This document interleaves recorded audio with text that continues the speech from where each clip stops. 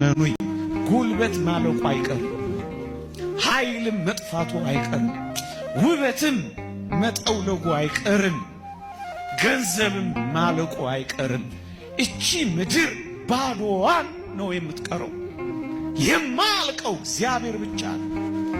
ማርጀታችን አይቀርም፣ የማረጀው አምላካችን ብቻ ነው። መለወጣችን አይቀርም፣ የማይለወጠው ልዑል እግዚአብሔር ብቻ ነው። የማይሻር የለም።